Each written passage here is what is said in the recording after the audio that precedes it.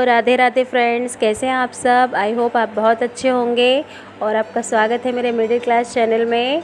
बस सुबह का टाइम हो रहा है, भगवान को नहला दिया है, मैं भी नहा चुकी हूँ और इस ब्लॉग की शुरुआत आरती से हो रही है। भगवान की आरती कर रही हूँ मैं, क्योंकि नवरात्र चल रहे हैं और जल्दी से ही झाड़ू पोछा सारे काम हो जाते हैं पूरे, क्योंकि नवरात्र के टाइम पर मतलब सुबह 5 बजे से ही उठना होता है। झाड़ू पोछा और टाइम भी लगता है झाड़ू पोछे में, कपड़े वपड़े धोना, और 7 साढ़े 7 8 बजे तक हम मतलब दिया बत्ती भगवान की कर। फिर मैंने आरती के बाद हनुमान चालीसा का पाठ किया और मैं हनुमान चालीसा का पाठ रोज़ डेली करती हूँ। मतलब सुबह के टाइम पे दिया बत्ती के करने होने के बाद मतलब मैं रोज़ ही हनुमान चालीसा का पाठ करती हूँ।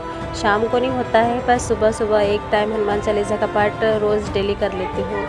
और मेरा बेटा कान्हा भी करता है हनुमान चालीसा का पाठ, क्योंकि अच्छा रहता है हनुमान चालीसा का पाठ करना। घर में शांति रहती है और घर में भी बहुत अच्छा लगता है, एक पॉजिटिविटी जैसा लगता है घर में, एक शांति सुकून सा लगता है।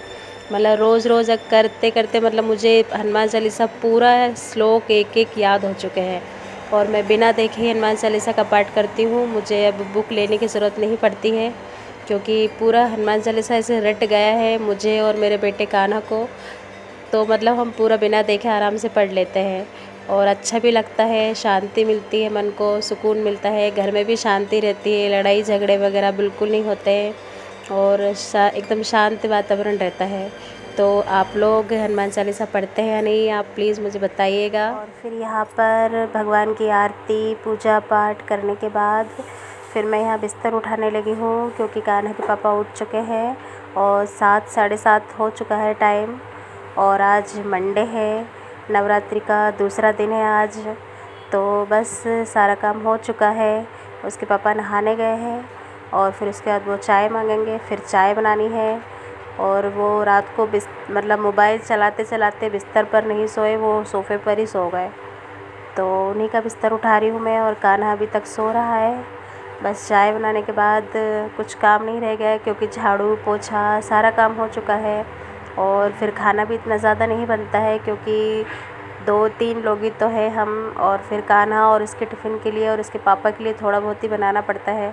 और मेरा तो अभी फास्ट चल रहा है, तो अभी कुछ ज़्यादा बनाना नहीं है और दिन में ही बनाऊंगी मैं। 11-12 बजे तक ही कुछ ना कुछ बना लूँगी या फिर चाय वगैरह बना लूँगी, क्योंकि ज़्यादा भूख भी नहीं लगती है व्रत वाले दिन।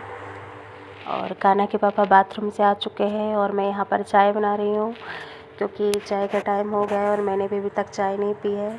और कान्हा तो सो रहा है, तो उसको दूध बनाकर बाद में दूंगी, क्योंकि वो 9 बजे तक उठेगा।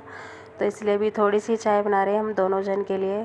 और ऐसा लग रहा है जैसे कि गैस जल ही नहीं रहा है, क्योंकि मेरा किचन बाहर बना लिया है मैंने, तो बिल्कुल भी लगता ही नहीं है कि गैस जल रहा है, इतना उजाला रहता है। और यहाँ पर ये चिड़िया बैठी हुई है, क्योंकि मैं यहाँ रोज़ डेली चावल के दाने डालती हूँ और वो खाने के लिए बैठी है। लेकिन एक प्रॉब्लम ये हो गई कि वो डर के मारे आती ही नहीं है। पहले इतनी सारी चिड़िया आती थी और दाना खाती थी, लेकिन अब वो आती। मैं यहाँ पर चाय को छोड़कर नीचे कचरा फेंकने चली गई, क्योंकि कचरे की गाड़ी आई थी और साफ़ सफाई में कचरा भी हो गया था। तो मैंने सोचा कि कचरे की गाड़ी आ रही है, तब तक नीचे जाऊँ, और वो दूर थी तो मैंने कहा जाऊँगी नीचे 3 मंजिल उतरूँगी जब तक वो आ ही जाएगी। लेकिन पता पड़ा कि वो दूसरी वाली के गली में चली गई और मैं यहाँ चाय छोड़कर चली गई थी। और लेकिन अच्छा हुआ, क्योंकि मैं कम गैस कर गई थी और जब तक मेरी चाय भी बन चुकी है। और आ जाइए आप लोग भी चाय पीने के लिए। और मेरे यहाँ तो चाय बन गई है। थोड़ी मुझे चाय की पत्ती कम लग रही थी, तो मैंने उसमें दोबारा और डाली। और ये गैस तो ऐसा लग रहा है जैसे बिल्कुल जल ही नहीं रहा है, ऐसा लग रहा है बस गैस पे सिर्फ रखी है चाय और बन रही है, क्योंकि बिल्कुल भी नहीं दिख रहा है कि चाय गैस जल रही है।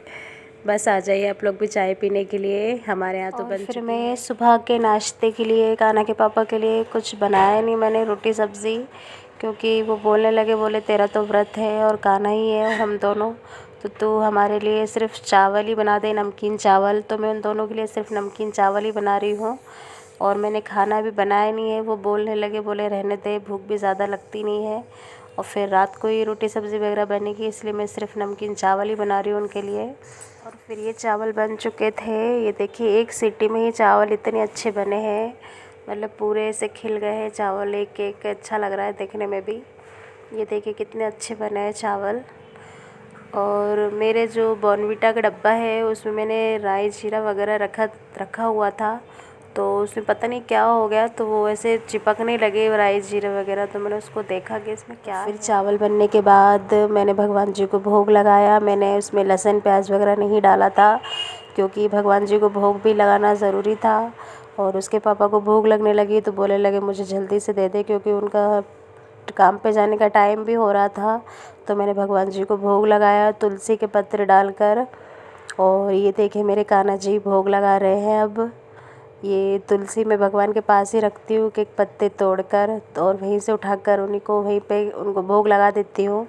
ये देखिए भोग लग रहा है मेरे। नवरात्र का आज दूसरा दिन है और सुबह सुबह मेरा सारा काम हो चुका है, कुछ काम बाकी नहीं है। अब सारा हो गया है, झाड़ू पोछा बर्तन सब कुछ हो चुका है। और कान्हा के पापा जा चुके हैं और मैं यहाँ पर छत पर आई थी कपड़े सुखाने के लिए, क्योंकि धूप बहुत अच्छी थी और मुझे बहुत मतलब अच्छा लग रहा था धूप में थोड़ी देर रहना। और ठंड भी लगने लगी है, थोड़ी थोड़ी सी ठंड सी पड़ने लगी है। तो मेरा नहाना धोना हो गया है और मैंने कंघी वगैरह भी यहीं लेकर आ गई थी। मैंने कहा यहीं पर थोड़ी देर कंघी कर लूँगी और धूप में थोड़ी देर बैठ जाएंगे तो अच्छा लगेगा। और यहाँ पर 3 मंजिल बिल्डिंग है ना, तो मंदिर मेरा यहीं से दिख रहा है और मुझे देवी मैया के दर्शन भी हो रहे हैं। मैं आपको रात को दर्शन कराऊंगी, रात को आरती होगी तो मैं रात को आपको दर्शन ज़रूर कराऊंगी देवी माँ के, क्योंकि बहुत बहुत ही ज़्यादा प्यारी है और बहुत सुंदर है देवी माँ, बहुत अच्छी भी लग रही है। तो फ्रेंड्स चलिए अब मिलते हैं कल नेक्स्ट वीडियो में। और अगर आप मेरे चैनल पर नए हैं तो प्लीज़ प्लीज़ मेरे चैनल को सपोर्ट करें, सब्सक्राइब करें। और जय श्री राधे राधे।